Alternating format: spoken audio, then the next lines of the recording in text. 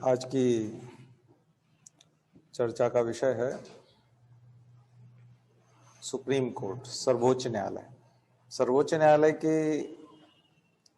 जब कभी भी सर्वोच्च न्यायालय के ऊपर आपको लिखना है तो आप पॉजिटिव क्रिटिसिज्म तो लिख सकते हैं, लेकिन फैसलों पे उंगली नहीं उठा सकते। तो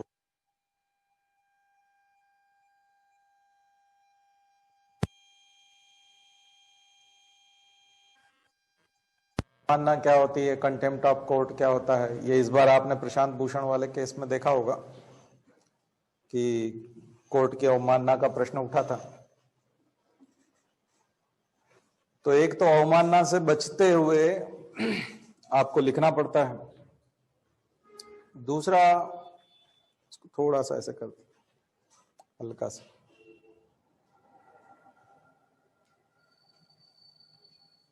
बस बस ठीक है।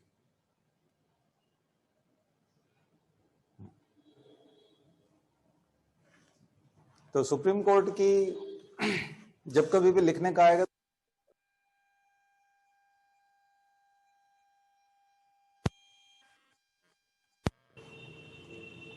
सुप्रीम कोर्ट की संवैधानिक स्थिति स्पष्ट कीजिए।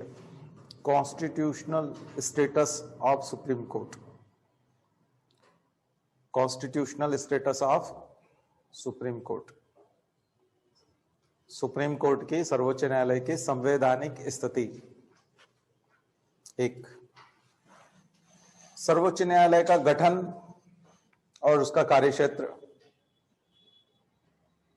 यानी कि organisation of Supreme Court and their jurisdiction. उसका जुरिस्डिक्शन कहां तक होता है, क्षेत्राधिकार क्या होता है,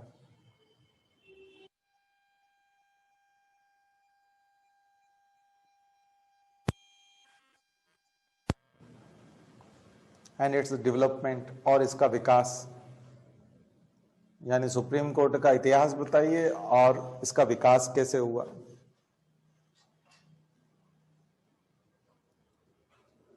सुप्रीम कोर्ट की न्यायिक सक्रियता, जुडिशियल एक्टिविज्म इन सुप्रीम कोर्ट, इसमें बहुत सारे एग्जाम्पल देना पड़ेंगे आपको न्यायिक सक्रियता के।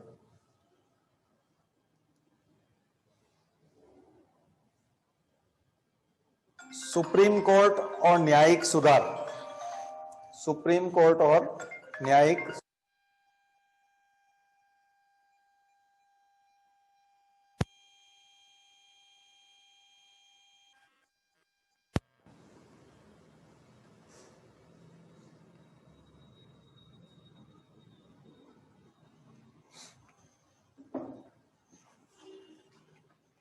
सुप्रीम कोर्ट और न्यायिक सुधार, यानी कि supreme Court and judicial reforms.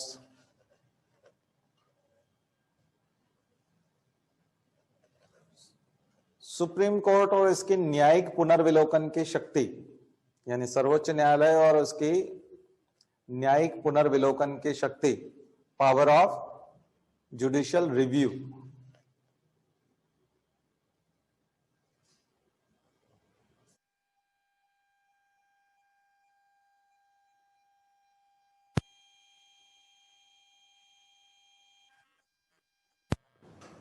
फिर लिखिए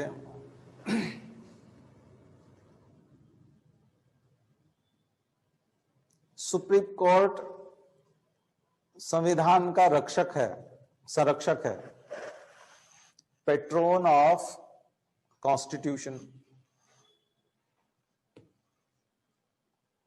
supreme Court as a patron of constitution.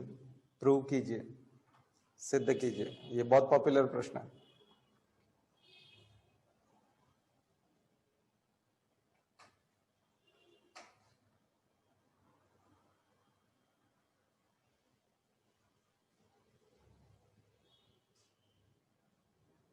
फिर लिखिए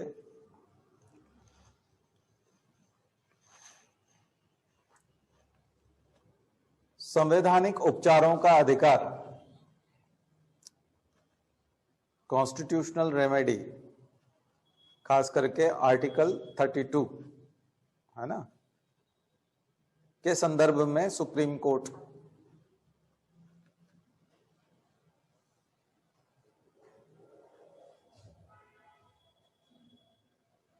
भारत के सर्वोच्च न्यायालय की विश्व के अन्य सर्वोच्च न्यायालयों से तुलना।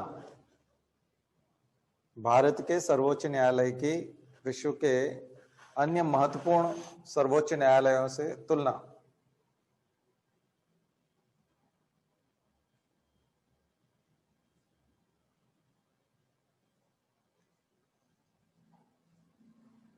और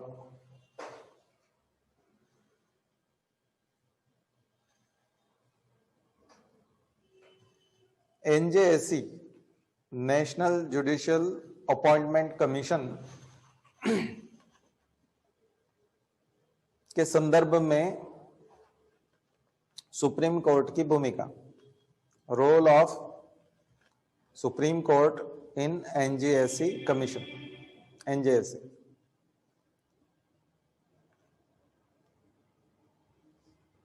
ब्रैकेट में लिख लीजिए, न्यायाधीशों की नियुक्ति में पारदर्शिता। न्यायाधीशों की नियुक्ति में पारदर्शिता। तो ये ऐसे प्रश्न हैं जो निरपेक्ष हैं, जिनके उत्तर आप लिखते समय में बायस्ड नहीं होंगे, और होना भी नहीं चाहिए, और होने की जरूरत भी नहीं है। लेकिन कभी कभी कुछ प्रश्न ऐसे आ सकते हैं कि सुप्रीम कोर्ट की विवादित स्थिति या विवाद निपटान में सुप्रीम कोर्ट, जैसा कि अभी जो किसानों का आंदोलन चल रहा है और इसमें बीच में सुप्रीम कोर्ट आया है, तो उन्होंने कमेटी बनाने की बात की है, किसानों ने नकारा है, सरकार बहुत खुश है। तो कोई एक पक्ष जब खुश होता है, हमारे पारिवारिक विवाद निपटाने के लिए भी जब हम किसी पक्ष के पास जाना चाहते हैं, यानी किसी के पास जाना चाहते हैं विवाद निपटाने के लिए, और एक पक्ष पहले से ही खुश हो जाता है, हाँ हाँ उनके पास चलते हैं, वो जो कहेंगे वैसा करेंगे, तो फिर शंका हो जाती है कि निश्चित रूप से वो इनको फेवर करेगा, इसीलिए ये उत्साहित हैं अभी से। तो सरकार को इतना उत्साहित नहीं होना था अगर सुप्रीम कोर्ट के ऊपर कोई उंगली ना उठे कि वो निरपेक्ष है और वो किसी के सापेक्ष नहीं है, किसी के पक्षपात में नहीं है, तो फिर किसी एक पक्ष को ज्यादा खुश नहीं होना चाहिए। एक पक्ष के ज्यादा खुश होने से दिक्कत खड़ी हो जाती। तो पिछले कई दिनों से आप जो सुप्रीम कोर्ट को देख रहे हो, कई सालों से, उसकी भूमिका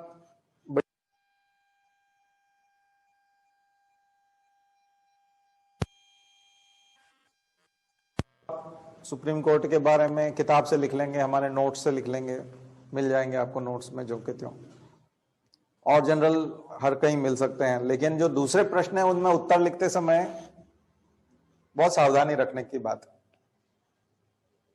खास करके मौलिक अधिकारों के संदर्भ में। फंडामेंटल राइट्स जो हैं वो संविधान की आत्मा है, और संविधान जो बनाया गया वो है एक सोशल कॉन्ट्रैक्ट, जो आपको बताया था, एक सामाजिक समझौता है। आप पिछले 1950 से लेकर के या 1940 से लेकर के 1990 तक के सिनेमा को यदि आप देखते हैं, एलपीजी से पहले का सिनेमा, जब उपभोक्तावाद आया उसके बाद तो सिनेमा भी हमारा बदल गया और उसका उद्देश्य भी बदल गया। लेकिन उससे पहले का सिनेमा आप देखते हैं तो वो एक समानांतर सिनेमा होता था, उसको समानांतर सिनेमा कहते थे। जैसा समाज में चल रहा है वही सिनेमा में दिखाया जाता है। तो उसमें शोषक वर्ग बताया गया और एक शोषित वर्ग बताया गया, तो ऐसा लगता था कम्युनिस्ट सिनेमा है। आप पुरानी फिल्में जितनी भी देखेंगे उसमें एक शोषण करने वाला विलेन होता था, जिसमें आप अमरीश पुरी को और उनको गांव का ठाकुर, हवेली या इस प्रकार का एक विलेन होता था, और बाकी लोग जितने भी होते थे वो सब स्ट्रगल करने वाले लोग होते थे। उनमें से एक आदमी निकल करके आता था जो हीरो बनता था और उन सबको न्याय दिलाता था, जमीनों पे अवैध कब्जा होना, ये सब चीजें। तो वो समानांतर सिनेमा तो बंद हो गया, सिनेमा के रूप में तो वो चला गया। लेकिन ये जो आप अभी जो फार्म डिस्ट्रेस देख रहे हो, या अभी जो आप किसानों की हालत देख रहे हो, ये किसानों का आंदोलन जो चरम पे गया है, इसको आप देख रहे हो, ये ठीक उसी सिनेमा की याद दिलाता है। और सुप्रीम कोर्ट और सरकार उसमें सहायक सिद्ध होती है कि वो सहायता कर रही है किसकी? पूंजीपतियों की, कॉरपोरेट। एक चीज आपको बता दें, ये कानून किसानों को चाहिए या नहीं चाहिए, ये एक बिल्कुल अलग बात है, लेकिन कॉरपोरेट को यही कानून चाहिए, ये बात बिल्कुल प्रूव है। कॉरपोरेट को, पूंजीपतियों को ये कानून किसी भी हालत में चाहिए, किसी भी हालत में, क्योंकि ये उनके लिए लास्ट बूस्ट है, ये लास्ट दवाई है। अगर ये कानून चले गए तो अडानी, अंबानी, दमानी ध्वस्त हो जाएंगे, खत्म हो जाएगा उनका काम, क्योंकि बाकी सब कारोबार चौपट हो चुका है, बहुत सारा कारोबार जा चुका है, उसमें बहुत ज्यादा कंपटीशन है और अंतर्राष्ट्रीय स्तर पर वो मुकाबला नहीं कर पाएंगे। ऐसे कानून ऑस्ट्रेलिया में बने हैं, अफ्रीका में, साउथ अफ्रीका में बने हैं, ऐसे कानून ब्राजील में बने हैं, यूएस में बने हैं। और ये कानून जहां जहां बने हैं वहां भोजन बहुत महंगा हो गया। इन कानूनों का वैश्विक स्तर पर अगर आप अनुभव देखेंगे तो जिन जिन देशों ने ये कानून बनाए हैं वहां भोजन की महंगाई चरम सीमा पर है, बहुत महंगा भोजन है वहां। अगर वहां आप भोजन करना चाहते हैं तो आपकी अपनी कमाई का 60% हिस्सा, यानी जो छोटे लोग हैं वो अपना 60%, 70% भोजन में लगा देते हैं, क्योंकि वो पूंजीपतियों के हक में है। तो जो चीज आपको 20 रुपए में मिल रही है वो आपको 80, 90, 100 रुपए में मिलेगी, ये बात तय है। आप मॉल में जाकर के देख लीजिए। और इसका सबसे ज्यादा नुकसान 50 करोड़ मिडिल क्लास और अपर मिडिल क्लास को होना है। देखिए, गरीबों को तो राशन की दुकानों से राशन मिल जाएगा, सरकार गरीबों को फ्री में राशन दे देगी, उनको इसका कोई बहुत ज्यादा नुकसान नहीं होगा। और जो बहुत अमीर लोग हैं वो भी खरीद लेंगे, उनको भी दिक्कत नहीं आएगी। लेकिन सबसे ज्यादा नुकसान होगा उन लोगों को जो अपने आप को मध्यम वर्ग और उच्च मध्यम वर्ग कहते हैं। अभी जो बीजेपी के बहुत सारे सपोर्टर व्यापारी वर्ग के लोग हैं, जो छोटी मोटी दुकान चलाते हैं, किराना चलाते हैं, वो भी बहुत उत्साहित हैं कि ये कानून बीजेपी अच्छा लेके आई, लेकिन वो जानते नहीं कि सबसे ज्यादा पर उन्हीं के कटेंगे। क्योंकि ये जो मुनाफा, अभी आप किसी भी सुपर स्टोर में या सुपर मार्केट में जब आप जाते हो, सुपर बाजार में जाते हो, तो किसान को मान लिया जाए किसी प्रोडक्ट के ऊपर 10 रुपया मिला, लेकिन आप तो सुपर बाजार में 50 रुपए दे के आते हो, किसान को तो उसका मूल्य 10 रुपया ही मिला है। इस 40 रुपए में पैकिंग करने वाले, ट्रांसपोर्ट करने वाले, मजदूर और वो जो बहुत सारे बीच बीच के सर्विस प्रोवाइडर्स हैं, वैल्यू एड करने वाले जो लोग हैं, ऐसी सर्विस देने वाले ढेरों लोगों का परिवार जो है वो 40 रुपए में पलता है, बीच के 40 रुपए। उसमें बहुत सारा उच्च मध्यम वर्ग और मध्यम वर्ग भी कमाई करता है। लेकिन अब यदि वो 10 रुपए का प्रोडक्ट यदि 90 रुपया हो गया तो बहुत बड़ा पैसा केवल कारपोरेट के पास चला जाएगा और आपकी मजबूरी होगी वहां से खरीदना, क्योंकि हम लोग तो और कहां जाएंगे। और सारे शॉपकीपर भी जुड़ने वाले हैं उन्हीं के साथ। तो जो मैं समानांतर सिनेमा की जो खासियत बता रहा था, अगर वो भी चल रहा होता तो इसके ऊपर कोई न कोई मूवी होती और वो आपको स्पष्ट रूप से बता रहे होते कि क्या स्थिति। सुप्रीम कोर्ट इसमें सहायक सिद्ध हो रहा है, क्योंकि वो जिस कमेटी को बना रहा है उस कमेटी के सारे सदस्य पहले ही इनको अच्छा बता चुके हैं इन कानूनों को, और सरकार समर्थक भी हैं, और किसानों को एक तरह से उनका समर्थन करना है। ये तो एक उदाहरण हुआ। हम दूसरा उदाहरण फंडामेंटल राइट्स पे आते हैं। निजता का अधिकार, राइट टू प्राइवेसी। पट्टा स्वामी केस बताया था आपको। पट्टा स्वामी केस में जस्टिस खेर की जो 9 सदस्यीय बेंच थी, उसने 9-0 से साफ साफ कहा था कि ये राइट टू लाइफ का पार्ट है, निजता का अधिकार। और उस निजता का अधिकार सुप्रीम कोर्ट, यही सुप्रीम कोर्ट है ना, अभी जो है पर्सनल डेटा प्रोटेक्शन बिल जो है वो उनके पास अभी भी समीक्षा के लिए है, लेकिन वो जवाब ही नहीं देते। पर्सनल डेटा प्रोटेक्शन पे क्या दिक्कत है, डेटा प्रोटेक्शन क्यों होना चाहिए, आपको बता रखा है। कितनी आवाज उठी थी आरोग्य सेतु ऐप पे कि आरोग्य सेतु ऐप है, सरकार से पूछा किसने बनाया बताओ, बोले पता नहीं किसने बनाया। बोले इसमें डेटा प्रोटेक्शन है, बोले ये भी नहीं कह सकते। तो ये जो आरोग्य सेतु ऐप है, ये डेटा कहां जाके स्टोर हो रहा है, किस प्राइवेट व्यक्ति के पास जाके हो रहा है, बोले नहीं ये भी नहीं पता।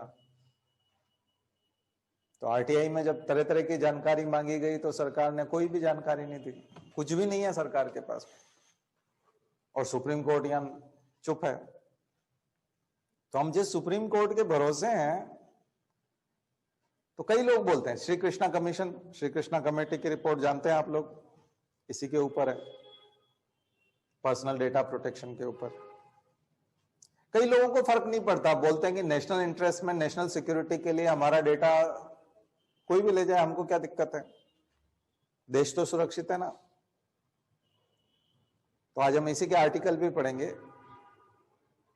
देखेंगे कि पर्सनल डेटा प्रोटेक्शन की सुरक्षा क्यों जरूरी है और सुप्रीम कोर्ट क्यों नहीं बोलता, जबकि पहले तो निजता का अधिकार को राइट टू लाइफ में जोड़ रहे थे और बहुत बोलते थे। आरोग्य सेतु ऐप पे वो नहीं बोला। जब सरकार से बहुत ज्यादा पूछताछ हुई तो जाकर के उन्होंने वॉलेंट्री किया उसको, बोले जिसकी इच्छा है वो आरोग्य सेतु ऐप डाउनलोड करे, अदरवाइज ना करे। यही चीज आधार के ऊपर थी कि आधार कार्ड का, तो कई लोग अंदाजा नहीं लगा सकते कि आपके डेटा का कितना मिसयूज हो सकता है। और सबसे बड़ी चीज थी कि आरोग्य सेतु ऐप में लोकेशन ट्रेस हो रही थी कि आप कहां कहां मूव कर रहे हैं, और वो किसी प्राइवेट सर्वर में जाकर के स्टोर हो रहा है वो डेटा, और सरकार को ही उसकी जानकारी नहीं है। और सुप्रीम कोर्ट ऐसे समय में चुप है। तो वर्तमान समय में जो सुप्रीम कोर्ट की भूमिका है वो बड़ी संदिग्ध सी नजर आती है, खास करके फंडामेंटल राइट्स के वायलेशन, क्योंकि इसके समय में तो वो हमेशा बोलता था। तो डेटा प्रोटेक्शन आपका निजी डेटा है, आपका खुद का है, और उसका प्रोटेक्शन नहीं है, उसका संरक्षण नहीं है। तो दुनिया के कई देशों में ऐसा है कि यदि हम आपकी सर्विस ले रहे हैं तो आप हमारा डेटा ले रहे हैं, उसके बाद आप उसको डिलीट करेंगे। यूरोप में यह सुविधा है कि अगर किसी ऐप ने, किसी सिस्टम ने डेटा लिया है तो उसका उपयोग होने के बाद में आप उस डेटा को डिलीट करेंगे।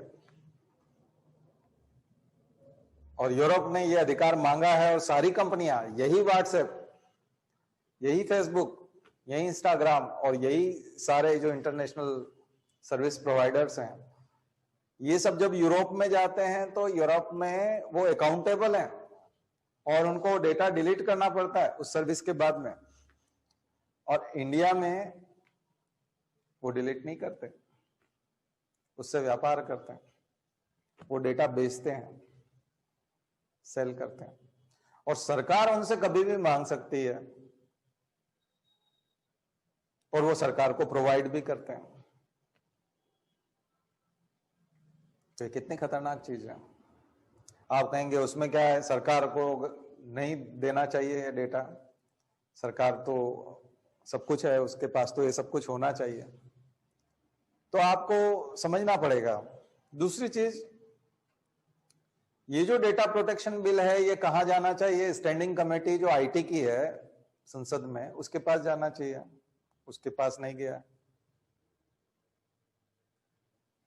तो एक तो ये चीजें हैं कि संसद को बाईपास किया जा रहा है, क्वेश्चन आवर खत्म किया गया है, विंटर सेशन खत्म हो गया है, शीतकालीन सत्र नहीं हुआ है। हर चीज में संसद में बहस करने से, वाद विवाद करने से बचा जा रहा है और ऑर्डिनेंस लाया जा रहा है। तो आपको ये सारे विवादित चीजों पे ध्यान देना पड़ेगा, क्योंकि यही कहीं न कहीं प्रश्न बन करके आएगा, घूम फिर करके आएगा। तो जब मैं इलेक्शन लड़ रहा था तब जनता को समझा रहा था अपने चुनावी भाषण में कि मैं निर्दलीय क्यों लड़ रहा हूं, क्योंकि मैं इसी आशंका को जानता था, ये सब चीजों को मैं जानता था। मैं इस बात को जानता हूं कि अच्छी तरह से जानता हूं, और आप भी समझ सकते हैं कि आप जिस पार्टी के हैं उस पार्टी की अगर सरकार बन गई तो फिर आप सवाल नहीं पूछ सकते, क्योंकि आपका टिकट कट जाएगा, एक डर। दूसरा, आपको अनुशासन समिति इसका सामना करना पड़ेगा कि आप पार्टी विरोधी गतिविधियों में शामिल हैं। दरअसल आप जनता के प्रतिनिधि नहीं रहते, आप पार्टी के प्रतिनिधि हो जाते हैं। जैसे ही आप चुनाव जीतते हैं और आपकी पार्टी की सरकार बनती है तो आपको पार्टी लाइन पे चलना पड़ता है। तो आपने सबने कॉन्स्टिट्यूशन पढ़ा है, संविधान पढ़ा है, तो आप ये बताइए कि जो पार्लियामेंट है या विधानसभा है वो आप पढ़ते हो ना, कि संसद होती है, विधानसभा होती है। तो कॉन्स्टिट्यूशन बनाने वालों की क्या मंशा रही होगी पार्लियामेंट बनाते समय में, विधानसभा बनाते समय में। पहली पार्लियामेंट को देखो, नेहरू से बहुत सारे लोगों के, संविधान सभा की बहस देखी आपने, उसमें नेहरू से बहुत बहस होती है, अंबेडकर से बहुत बहस होती है, राजेंद्र प्रसाद से बहुत बहस होती है। क्या उस समय के लोग सब सहमत हो जाते थे? नेहरू कहते थे कि ऐसा होना चाहिए तो सब हाथ खड़ा कर देते थे कि हाँ ऐसा होना चाहिए। होता था ऐसा? नहीं होता था।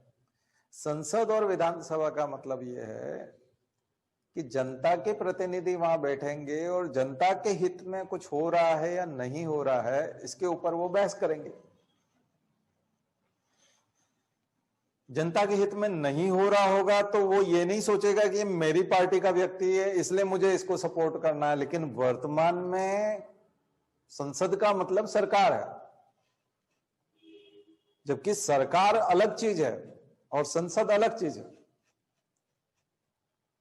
सरकार और संसद एक नहीं है, ध्यान रखिए। आप लोगों को समझना पड़ेगा, खास करके तैयारी करने वालों को। पब्लिक समझे ना समझे, उन्होंने तो मान लिया है कि जो संसद है वही सरकार है, सरकार है वही संसद है। और अभी तो ये है कि सरकार में भी केवल नरेंद्र मोदी हैं, मतलब प्रधानमंत्री जो है वही संसद है। अभी तो और खतरनाक स्थिति है, मैंने आपको बहुत सारी स्थितियां बताई थी। और देश फिर इससे भी अलग चीज है।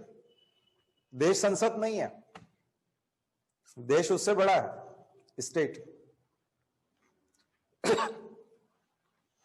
और स्टेट से भी बड़ी चीज है राष्ट्र। राष्ट्र एक विचारधारा, एक कंसेप्ट है, उसके अंदर एक सीमाओं में बंधा हुआ एक राज्य होता है जिसको हम देश कहते हैं। तो भारत स्टेट, भारत राज्य, भारत गणराज्य, इसकी सीमाएं हैं, ये राष्ट्र के अंदर बंधा हुआ है।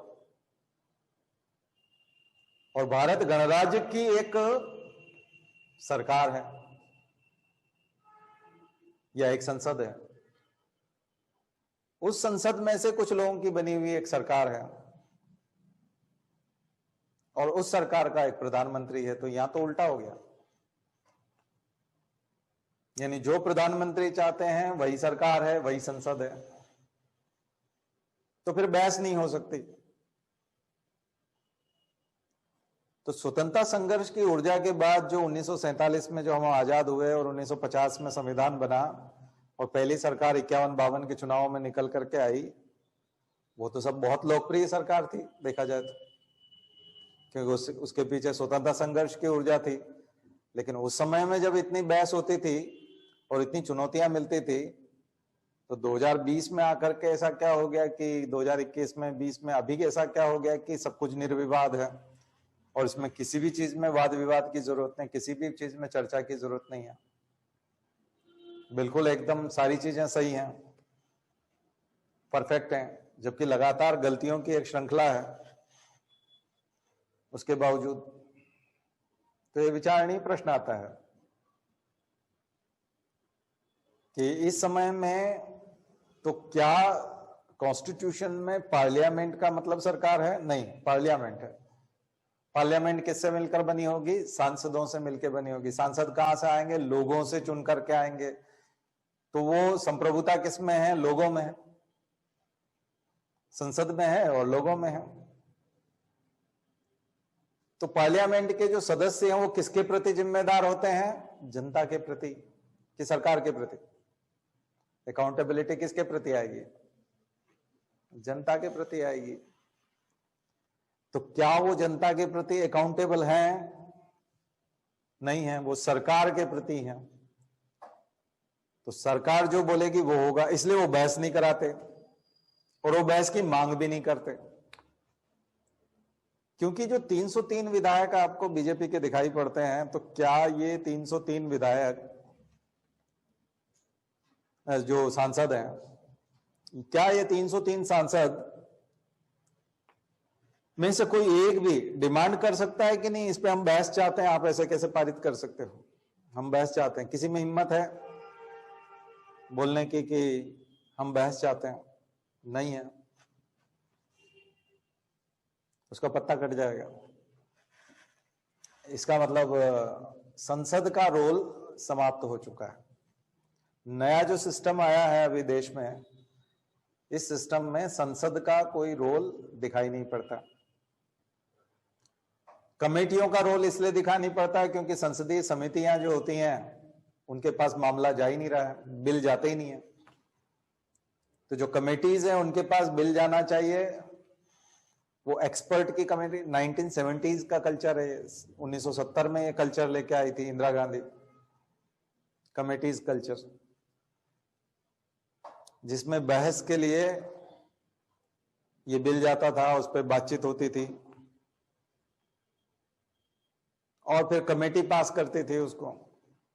वो जाना बंद हो गया है। राज्यसभा में और लोकसभा में पर्याप्त बहस का समय नहीं है। मतदान जो है वॉइस वोट से हो रहा है, तो शोरगुल में पता नहीं चलता। राष्ट्रपति शुरू से ही रबर स्टाम्प है हमारे यहां, तो कोई अपेक्षा राष्ट्रपति से आप कर नहीं सकते।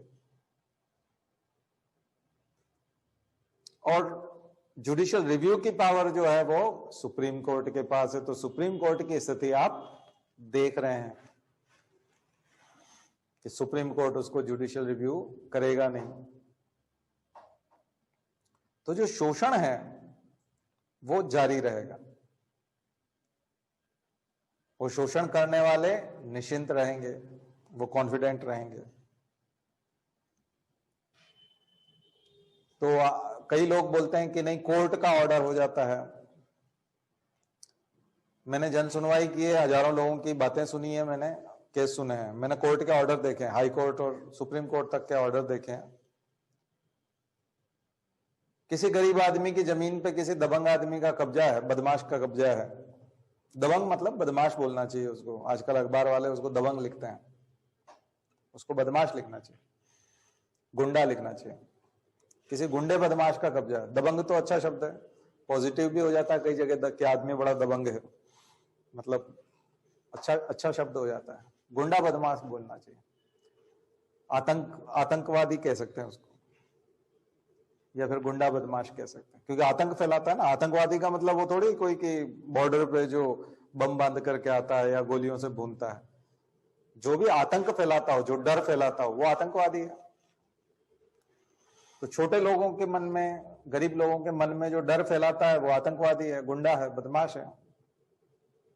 वो कब्जा करके रखता है जमीन पे। तो वो कोर्ट का ऑर्डर लेके आता है, गरीब आदमी, दलित आदमी, परेशान आदमी लाता है, ऑर्डर लाता है, बोले सर ये कोर्ट ने कहा है कि जाओ अपनी जमीन ले लो। कोर्ट से ऑर्डर हो गया, तो क्या वो ले सकता है जमीन? अगर वो ले सकता होता तो कोर्ट में जाता ही क्यों? अगर वो जमीन ले सकता होता तो उसकी जमीन छीनी क्यों गई होती? किसी की हिम्मत ही कैसे होती उसकी जमीन छीनने की? वो दरअसल इतना दबा कुचला है कि वो अपनी जमीन पे जाने की हिम्मत नहीं कर पाता। इसलिए तो कोर्ट में गया है कि मुझे दिलवाओ, और कोर्ट ने ऑर्डर दे दिया कि जाके ले लो, तुम्हारी है। हाँ कंफर्म है, तुम्हारी है, तुम इसी के मालिक हो, अब जाके ले ले वो आदमी। जरा नहीं ले सकता। आपने स्कूल में सबसे गुंडे लड़के को देखा होगा, उसने आपका पेन छीन लिया, कुछ कॉपी छीन ली। जो सीधे बच्चे होते हैं उनका देखा होगा कि वो आपका पेन लेकर के अपनी जेब में लगा लेता है और फिर बोलता ले ले अगर हिम्मत है तो, क्योंकि आप जाओगे नजदीक वो पीटेगा। तो आप अपना पेन देखते रहते हो लेकिन उससे ले नहीं सकते। आया समझ में? ये देश है, ये हमारे देश के हालात हैं। ऐसे हालात में आप न्यायालय से अपेक्षा करोगे या फिर वही कि भेड़ियों को आप चाबी दे दे मुर्गी के दड़बे की और वो भेड़िए नहीं खाएंगे, तो बड़ी खतरनाक स्थिति है। इसका मतलब जो राजनेता हैं वो बड़े भोले हैं, उनको पता ही नहीं कि वो जो कानून बना रहे हैं वो कानून से किन लोगों को और पावर दे रहे हैं, वो भी कानूनी शक्ति दे रहे हैं। फिर इस बार तो वो वैसे भी लेने में सक्षम है, ताकत से लेने में सक्षम है, गुंडागर्दी से लेने में सक्षम है। इस बार तो आप ताकत दे रहे हो, तो ताकत दे करके तो फिर और ज्यादा मजबूत कानूनी ताकत भी आ गई अब तो उनके पास, फिर तो आप ले ही नहीं सकते। तो आप चूंकि प्रशासन में जा रहे हो और फोर्थ पेपर आपके लिए है, तो आपको बहुत सारे ऐसे प्रश्नों का सामना करना पड़ेगा। एथिक्स वाले पेपर में बहुत सारे ऐसे प्रश्न रहेंगे कि कमजोर वर्ग को आप न्याय कैसे दिलाओगे, कानून भी बना हुआ है उसके बावजूद न्याय कैसे दिलाओगे, मौलिक अधिकारों की रक्षा कैसे करोगे, मौलिक अधिकारों का हनन होगा तो उसकी रक्षा कैसे करोगे। बहुत खतरनाक चीज है देश के लिए। इस देश में असमानता बहुत है, पीड़ित वर्ग बहुत बड़ा है, शोषित वर्ग बहुत ज्यादा है, और बदमाश जो है वो खुलेआम घूमते हैं। पुलिस भी उन्हीं की मदद करती है, प्रशासन भी उसी का मदद करता है। यही चीज लव जिहाद वाले कानून पे भी है। आज तो इलाहाबाद हाई कोर्ट ने कहा है कि वो 1 महीने का नोटिस भी आवश्यक नहीं है। लव जिहाद कानून के बहुत सारे पक्ष हो सकते हैं, जहां कहीं शोषण भी होता होगा, हो भी सकता है। यहां ये बताया जा रहा है कि शादी की जा रही है और उसका धर्मांतरण किया जा रहा है, जबकि होता उल्टा है कि शादी के लिए धर्मांतरण करते हैं, क्योंकि धर्म बदल लेते हैं पहले ताकि वो शादी कर सके। तो शादी के लिए धर्म बदल रहे हैं या शादी के लिए धर्म बदल रहे हैं, या शादी जबरदस्ती की गई है और उसको बहलाया फुसलाया गया है, उसको धोखा दिया गया है और उसके बाद उसका धर्म भी धोखे से बदल दिया गया है। तो कानून ये बना है कि जो conversion bye marriage, conversion for marriage नहीं लिखा है, क्या लिखा? Conversion bye marriage. इसके ऊपर आपत्ति है कानून में, खास करके संवैधानिक स्थिति में। कन्वर्जन बाय मैरिज लिखेंगे तो निश्चित रूप से अपराध है, लेकिन क्या इतना बड़ा फ्रॉड हो रहा है तो समाज चुप है और समाज एक्शन नहीं ले पा रहा है। और इसको कैसे प्रूव करेंगे कि कन्वर्शन बाय मैरिज है या कन्वर्जन फॉर मैरिज है? यानी कि शादी करने के लिए धर्म परिवर्तन कर रहे हैं या फिर शादी कर ली गई है जबरदस्ती, इस वजह से उसने धर्म परिवर्तन किया है मजबूरी में। इसको अंतर कैसे करेंगे? और इस अंतर को करेगा कौन? तो पुलिस करेगी, और पुलिस तो आप जानते हो पुलिस किस हद तक काम करती है। और फिर वो डीएम और एसडीएम के यहां ले जाके पेश करना है, सुप्रीम कोर्ट यहां पे भी चुप है। हालांकि इलाहाबाद हाई कोर्ट ने आज बोला है, लेकिन यहां नोटिस देना पड़ेगा। और डीएम जो है, और उसमें यह भी लिखा है कि अगर पुलिस को शक है कि यहां धर्म परिवर्तन होने वाला है तो गिरफ्तार कर लेगा। यानी कि शादी होने वाली है तो पुलिस तो पहले से मान लीजिए कोई व्यक्ति ऐसा है, तय करता है कि मैं हिंदू रहूंगा और तुम मुसलमान रहोगे और हम शादी कर लेते हैं और दोनों अलग अलग धर्मों का पालन करेंगे। मान लीजिए ये तय किया हुआ हो किसी ने, और फिर वो शादी करने वाले हों स्पेशल मैरिज एक्ट में, तब भी पुलिस तो शक के आधार पर तो यही बोलेगी कि नहीं तुम आगे जाके धर्म परिवर्तन करोगे ही, हम जानते हैं कि तुम ऐसा करोगे, इसलिए हम तुम्हें अंदर करते हैं। और डीएम तो जेल भेज देगा ऐसे में दोनों को, एसडीएम भी भेज देगा। एसडीएम या डीएम के पास ले जाके पेश करना पड़ेगा उनको। तो एसडीएम और डीएम इस मामले में कैसे निर्णय लेंगे बताइए?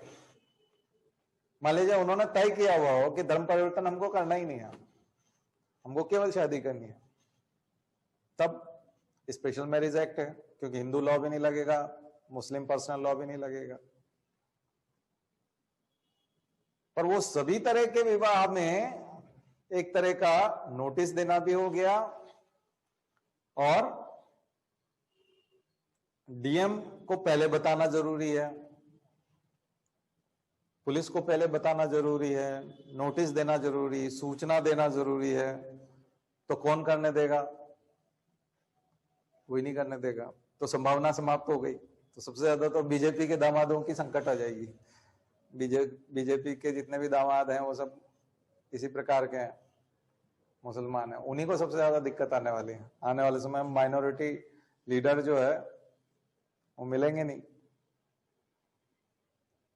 वो दिक्कत आ जाएगी। तो वो विवाद है, उस पर सबसे बड़ा विवाद आपको बता दिया। लेकिन सुप्रीम कोर्ट कहां है यहां पे? मैं फिर सुप्रीम कोर्ट को याद करता हूं। सुप्रीम कोर्ट का दखल क्यों नहीं है जबकि फंडामेंटल राइट है? तो एक तबका जो है ना फंडामेंटल राइट को और कॉन्स्टिट्यूशन को नकारता है। वो बोलता है कि ये हम मानते ही नहीं है, इसको कॉन्स्टिट्यूशन को ही नहीं मानते हम तो, और ये सब फंडामेंटल राइट वगैरह सब बकवास है, ये होना ही नहीं चाहिए। जरूरत क्या है इसकी? मानवाधिकारों की क्या जरूरत है? ऐसा तबका भी है और वो बहुत कट्टर है, अपनी बात पे बहुत कट्टर है वो, उसमें उनको कतई शर्म नहीं है और कोई एक्सक्यूज भी नहीं है उसका। सबसे ज्यादा दुविधा होती है सिविल सर्विसेज वालों के सामने, सबसे बड़ा डायलेमा होता है कि वो पढ़ते हैं, वो समाज में दिखता नहीं, वो संस्थाओं में दिखता नहीं है, और पढ़ते वो हैं, तो डायलेमा उन्हीं के सामने आता है। जो नहीं पढ़ता उसके सामने तो डायलेमा भी नहीं आता, कोई दुविधा ही नहीं रहती, उसको लगता है ऐसा ही होता होगा जैसा ये कह रहे हैं, और ये सही ही कह रहे होंगे। लेकिन जो पढ़ता है उसको पता है कि ये सही नहीं है, ये ठीक नहीं है, और ये हो क्यों रहा है, ऐसा तो नहीं होना चाहिए। तो आपको फिर बहुत सारी परतें खोलनी पड़ती हैं ज्ञान के अलग अलग स्तर पर। जब हम जाएंगे तो ज्ञान से समाज चलेगा नहीं चलेगा, ये आपने यूएस में देख लिया, अभी 6 जनवरी की घटना में देखा आपने। ट्रंप ज्ञान के हामी नहीं थे, वो ज्ञान के सपोर्टर नहीं है। बाइडेन ज्ञान के सपोर्टर हैं, उसके बावजूद उनके सपोर्टर बोल रहे हैं कि नहीं, ये चुनाव में धांधलियां ही बहुत हुई है। तो सत्ता तो इनकी थी, ट्रंप की, तो धांधलियां वो कैसे कर गए? हालांकि राज्यों में कहीं कहीं डेमोक्रेट की सत्ताएं भी थी, लेकिन इतनी आसानी से कैसे कर गए? और जो लोकतंत्र इतना पुराना और परिपक्व लोकतंत्र है, उसने ऐसा कैसे कर दिया? तो वहां का भी सुप्रीम कोर्ट है, उसमें भी ट्रंप ने अपने आदमी बिठाए थे, लेकिन वहां तक बात ही नहीं पहुंची। 2 बार महाभियोग लग गया है ट्रंप के ऊपर, इंपीचमेंट। ऐसे पहले राष्ट्रपति जिनको 2 महाभियोग का सामना करना पड़ रहा है, अमेरिका के इतिहास के पहले राष्ट्रपति, डबल इंपीचमेंट। तो चिंता की बात है, लेकिन आप लोगों को चिंता नहीं करना, बल्कि आपको तैयारी करना है। चिंताएं तो है सुप्रीम कोर्ट को लेकर के, महिलाओं के मामले में भी, कंटेम्प्ट ऑफ कोर्ट के मामले में भी, और हेबियस कार्पस के मामले में भी, 370 के मामले में भी, और मैंने आपको इलेक्टोरल बॉन्ड वाले मामले में बताया था कि इलेक्टोरल बॉन्ड के मामले में, रफाइल वाले मामले में, और राम जन्मभूमि भी, सारे केसेस में आपको सुप्रीम कोर्ट की स्थिति जो है वो थोड़ी सी बायस्ड और संदिग्ध नजर आएगी। ऐसा लगेगा कि इन्होंने अपना काम उस तरह से नहीं किया जैसा एक सुप्रीम कोर्ट गरिमापूर्ण तरीके से करता आया है अभी तक। खैर, बदलाव प्रकृति का नियम है, बदलाव होने चाहिए, लेकिन बदलाव किस दिशा में हो, परिवर्तन किस दिशा में हो?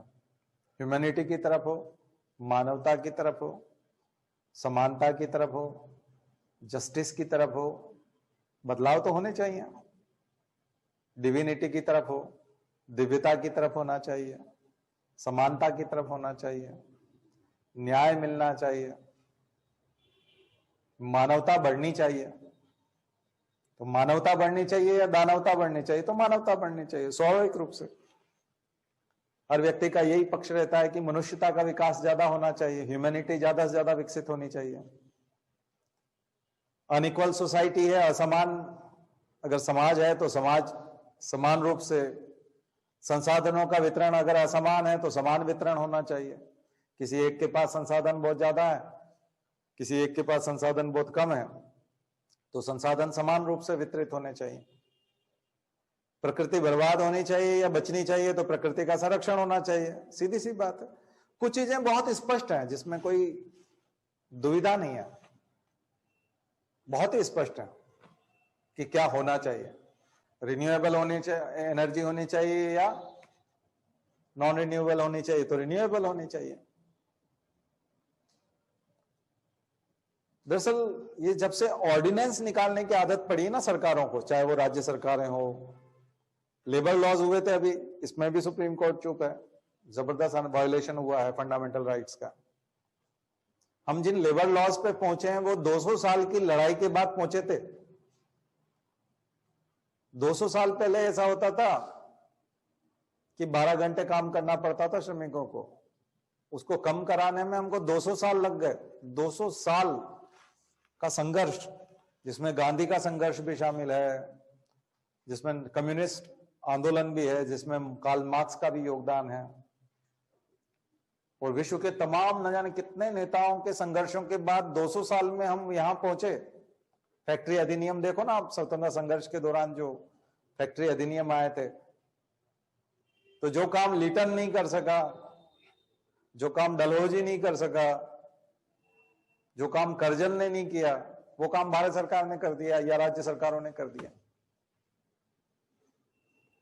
स्वतंत्र भारत में कर दिया।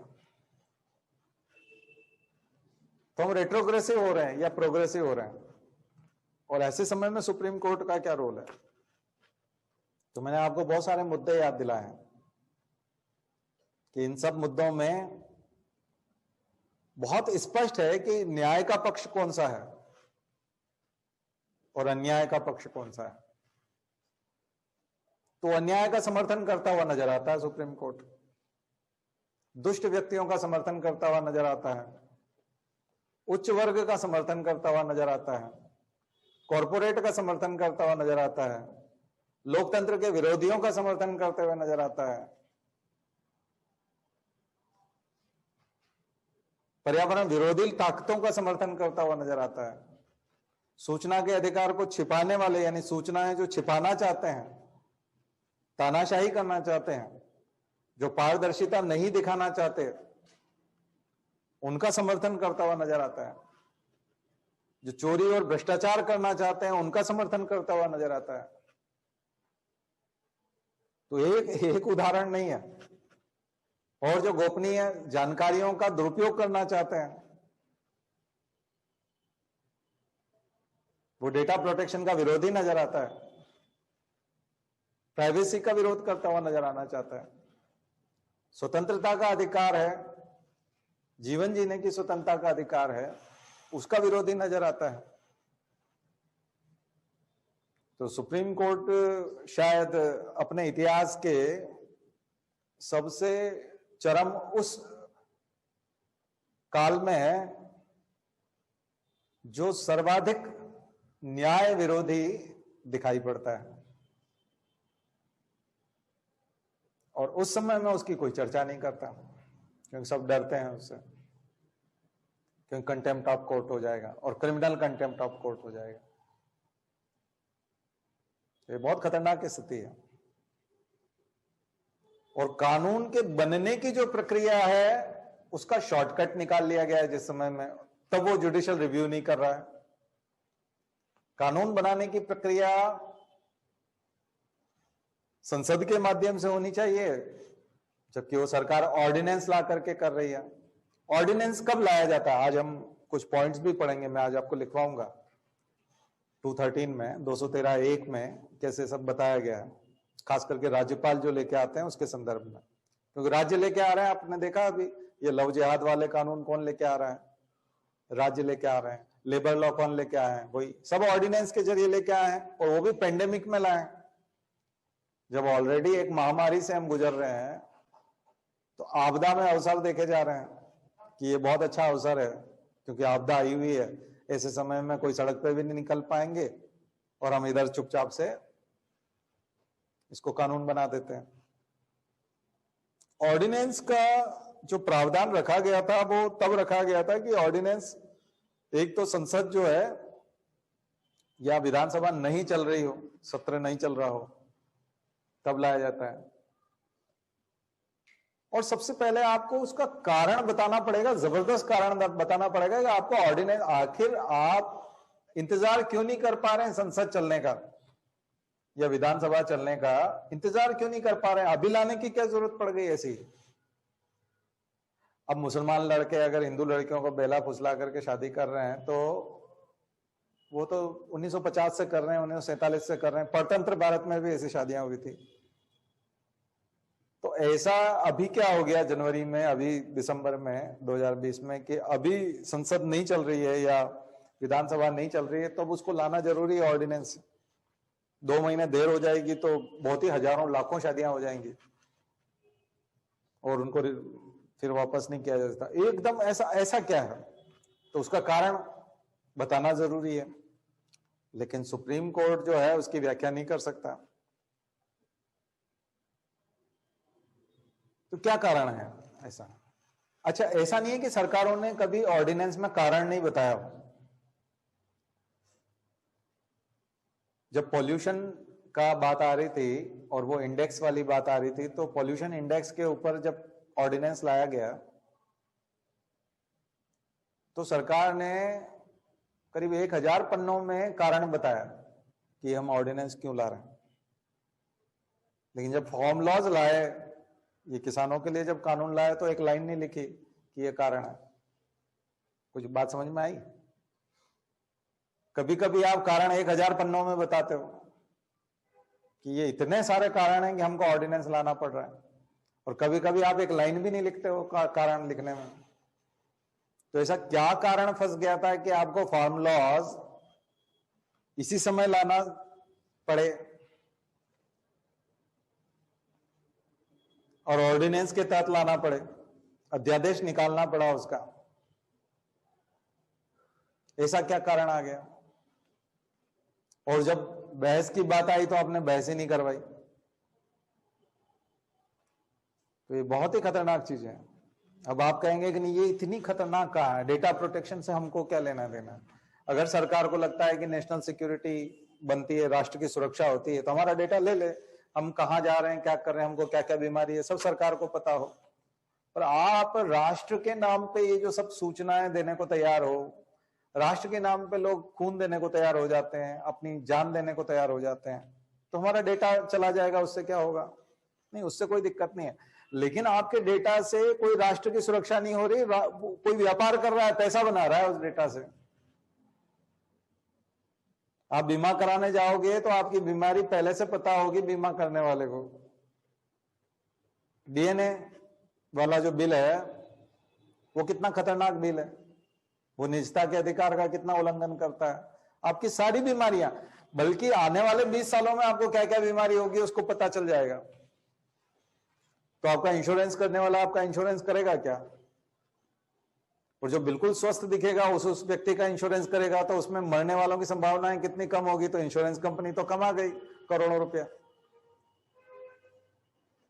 और आपकी बीमारियां जिन जिनको पहले से पता होगी वो कहेंगे आप इनकी जांच क्यों नहीं करा लेते, इनकी जांच क्यों नहीं करा लेते, तो आपके खर्चे कितने बढ़े। इससे तो बहुत फायदा हो जाएगा, आपको अपनी बीमारी पहले से पता चल जाएगी। लेकिन वो कितना कमा जाएगा, एक ही व्यक्ति कितना पैसा कमा जाएगा। तो इस भोलेपन को आप समझ ही नहीं रहे। व्हाट्सएप ने और फेसबुक ने इन्वेस्टमेंट क्यों किया रिलायंस में? क्योंकि वो दोनों जुड़ना चाहते हैं। रिलायंस को क्या फायदा है, लोग व्हाट्सएप करते हैं और फेसबुक पे अपनी रुचि की चीजें डालते हैं, कमेंट लिखते हैं, पोस्ट करते हैं, उससे पता चलेगा कि आपको किस चीज की जरूरत है, और उस आधार पे निर्णय होंगे, उससे खरीदारी के ऑफर आपको किए जाएंगे। तो डेटा प्रोटेक्शन का बड़ा महत्व है। हम लोग नहीं समझते, लेकिन यूरोप तो समझता है। यूरोप ने तो अपना डेटा देने से मना किया है।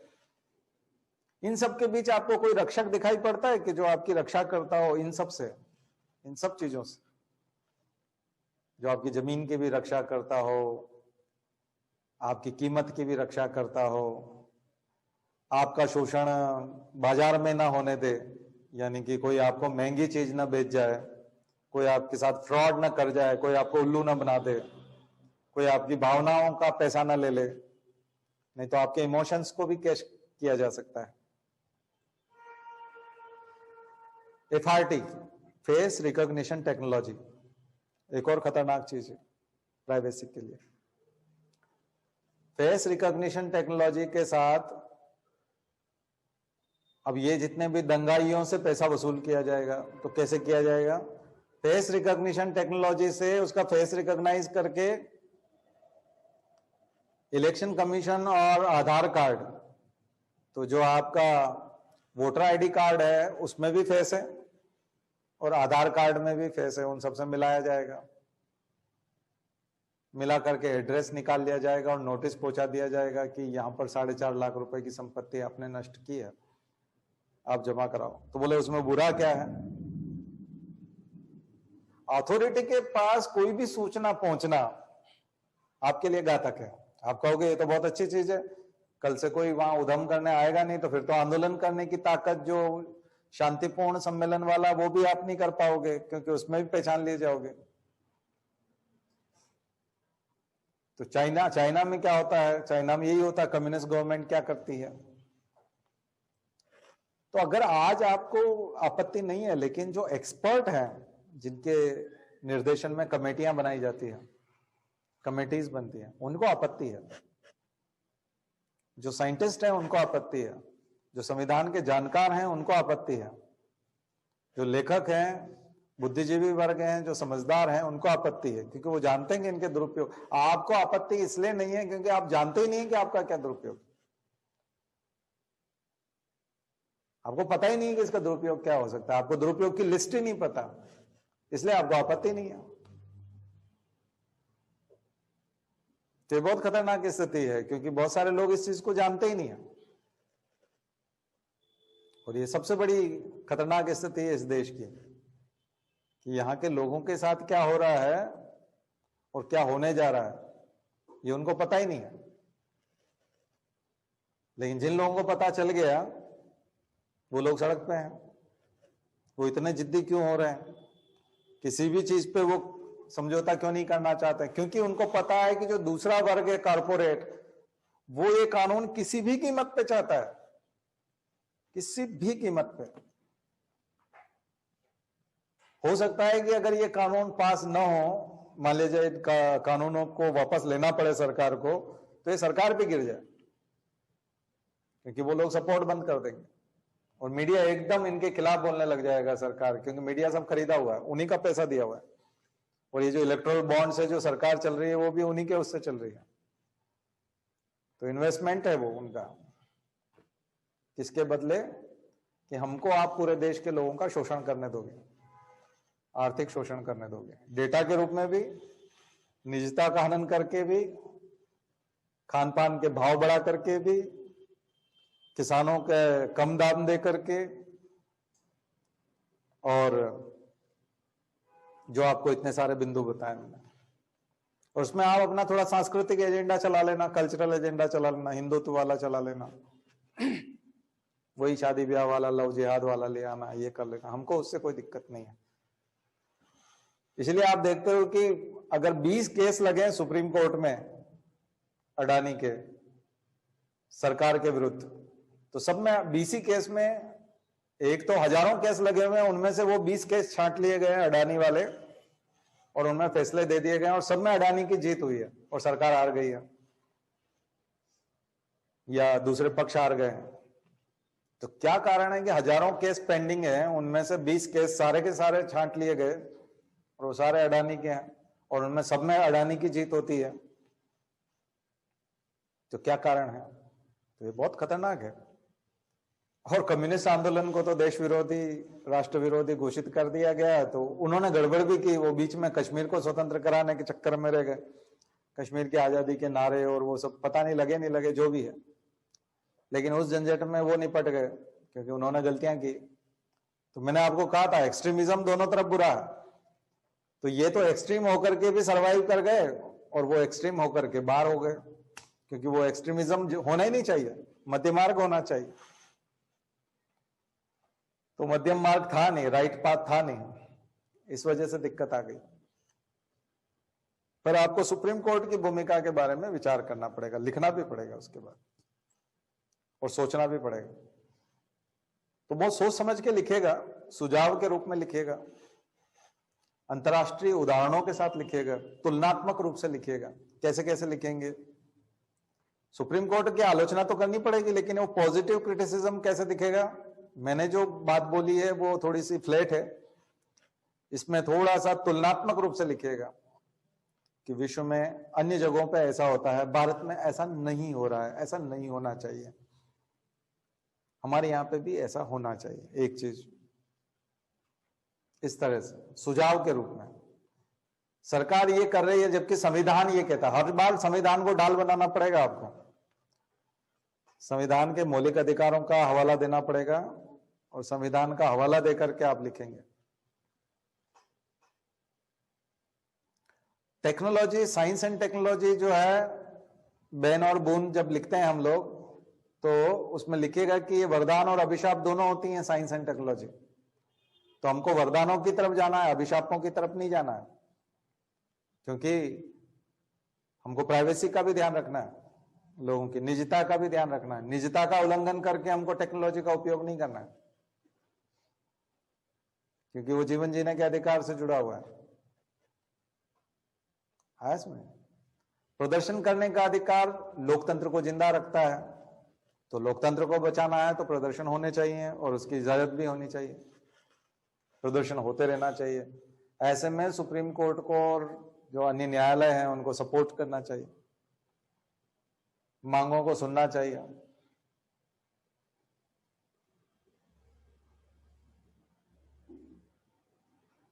ठीक है।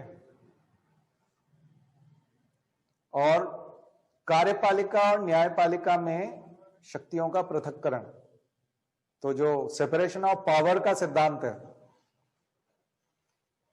ऐसा ना हो कि कार्यपालिका न्यायपालिका की सारी शक्तियों का हरण कर ले।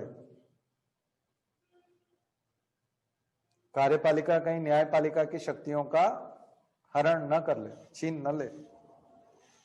तो शक्तियों का पृथक्करण का जो सिद्धांत है, सेपरेशन ऑफ पावर, वो बना रहना चाहिए।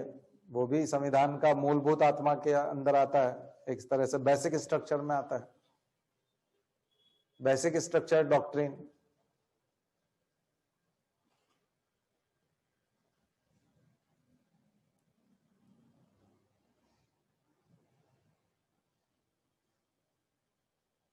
फिर आप ये लिख सकते हैं कि सरकार और संसद लोगों के लिए है, लोग उसके लिए नहीं है। एक बहुत बढ़िया कथन हो जाएगा। सरकार और संसद लोगों के लिए है।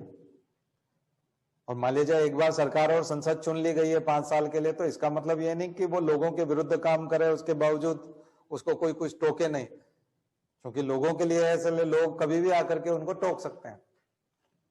आपने कोई मजदूर रख लिया सुबह 10 से 5 के लिए, तो इसमें कोई ये शर्त थोड़ी होती कि आप 11 बजे जाकर के उसको काम नहीं बता सकते, या 1:30 बजे जाकर के उसको ये नहीं कह सकते कि तुम अभी तक कर रहे थे ये ठीक नहीं कर रहे हो, इसको थोड़ा ठीक करो। और 3 बजे जाकर उसके कहो देखो 3 बज गया और 5 बजे तक ये पूरा नहीं होगा, तुमने अभी तक किया नहीं है, जल्दी जल्दी करो नहीं तो ये 5 बजे पूरा नहीं होगा।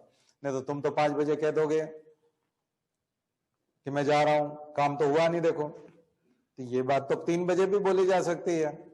आप कोई मजदूर करके लाते हो तो 10 से 5 तक ऐसा थोड़ी कि उसकी तरफ झांकेंगे नहीं या उधर जाएंगे नहीं तो वो नाराज हो जाएगा। ऐसा होता है क्या? दिन भर टोकते रहते हैं ना उसको। तो सरकार भी तो मजदूरी हुआ।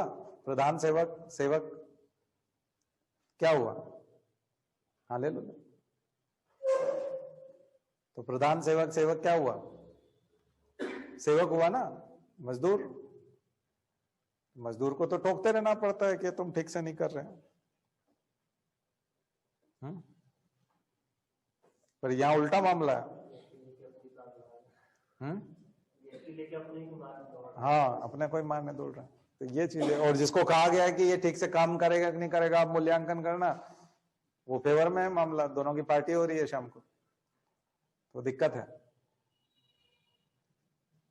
तो सेटिंग है, सेटिंग तो ठीक है। अब सेटिंग तो सभी सरकारें करती थी, कांग्रेस भी करती थी।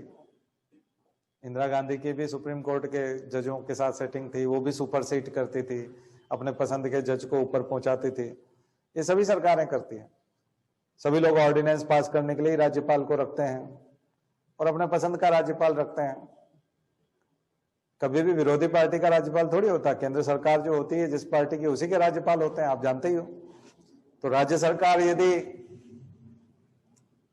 उसकी समर्थन वाली है या उसके पसंद की है या उसी पार्टी की है जो केंद्र में सरकार है, तो उसके राज्यपाल का व्यवहार उसी प्रकार का होता है उस सरकार से।